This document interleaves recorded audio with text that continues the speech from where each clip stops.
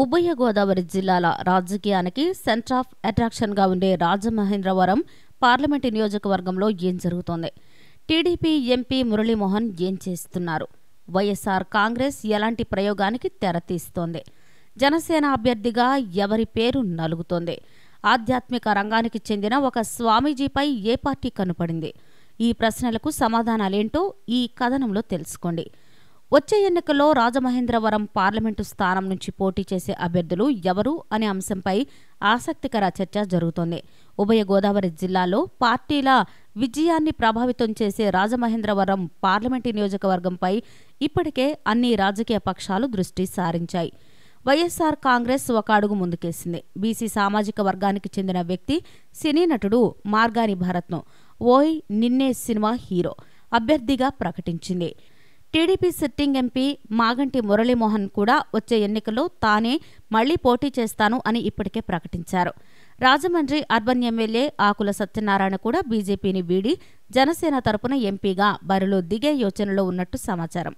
వ్యూహాత్మకంగా వ్యవహరిస్తున్న బీజేపీ కూడా ఇస్కాన్ మందిర అధ్యక్షుడు సత్య గోపీనాథ్ దాస్ను తెరమీదకు తేవాలి అనుకుంటుందట. సిట్టింగ్ ఎంపీ మాగంటి మురళీమోహన్ వచ్చే ఎన్నికల్లో తానే అభ్యర్థిని అంటూ ప్రచారం చేసుకుంటున్నారు.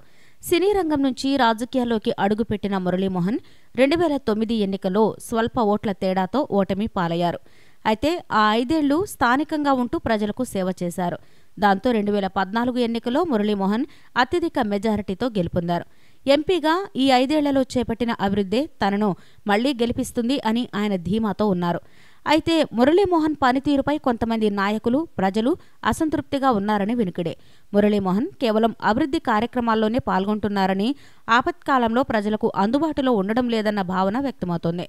ముఖ్యమంత్రి చంద్రబాబు గెలిచేవారినే అభ్యర్థులుగా ప్రకటిస్తామని స్పష్టం చేసిన నేపథ్యంలో మురళీమోహన్ టికెట్పై ఉత్కంఠ నెలకొంది. బీసీ సామాజిక వర్గానికి చెందిన నాయకుడు మార్గాని నాగేశ్వరరావు తనయుడు మార్గాని భరత్ను రాజమండ్రి ఎంపీ అభ్యర్థిగా వైఎస్ఆర్ కాంగ్రెస్ పార్టీ ప్రకటించింది. ఈ విషయమే స్థానికంగా చర్చనీయాంశమైంది. గతంలో ఎన్నడూ లేని విధంగా తొలిసారి రాజమహేంద్రవరం పార్లమెంటు టికెట్ను బీసీ వ్యక్తికి వైసీపీ కన్ఫర్మ్ చేసింది. మరి వైసీపీ ప్రయోగం ఏ మేరకు ఫలిస్తుంది అనేది ఆసక్తికర అంశంగా మారింది.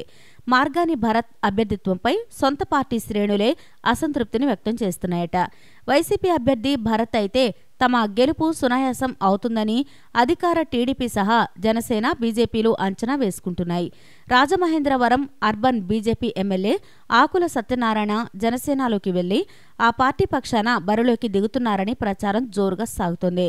పవన్ కళ్యాణ్తో ఆకులకు సత్సంబంధాలు ఉన్నాయి. కిడ్నీ బాధితుల కోసం పవన్ చేపట్టిన ఉద్యమానికి సంఘీభావంగా ఆకుల సత్యనారాయణ సతీమణి పద్మావతి రాజమహేంద్రవరంలో ఉద్యమం చేశారు. ఈ పరిణామాలన్నీ జనసేన గూటికి ఆకుల చేరుతాయి అనే ప్రచారాన్ని బలపరుస్తున్నాయి. జనసేన నుంచి పోటీ చేస్తే తన గెలుపు ఖాయం అని ఆయన అనుకుంటున్నారు. మొదట్లో బీజేపీ నుంచే పోటీ చేయాలని భావించినప్పటికీ ఆకుల అనుచరులు మాత్రం జనసేనలో చేరాలని పట్టుబడుతున్నారట. అంటే జనసేన నుంచి ఆకులకు టికెట్ ఖరారవుతుంది అని అంతా అనుకుంటున్నారు. ఇక ప్రముఖ ఆధ్యాత్మికవేత్త, రాజమండ్రి ఇస్కాన్ మందిర అధ్యక్షుడు సత్య గోపీనాథ్ దాస్ను బీజేపీ తెరపైకి తెచ్చింది.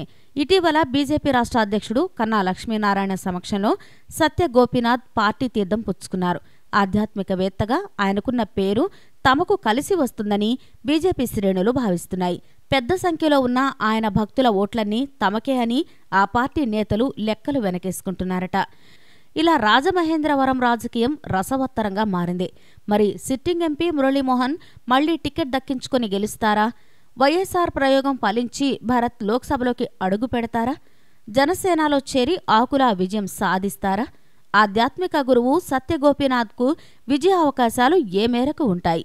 ఈ ప్రశ్నలకు సమాధానాలు తెలియాలి అంటే మరికొంతకాలం వేచి చూడక తప్పదు. ఈ వీడియో కనుక మీకు నచ్చినట్లయితే లైక్ చేయండి, షేర్ చేయండి. ఇలాంటి లేటెస్ట్ వీడియోస్ కోసం మా ఛానల్ని సబ్స్క్రైబ్ చేసుకోండి.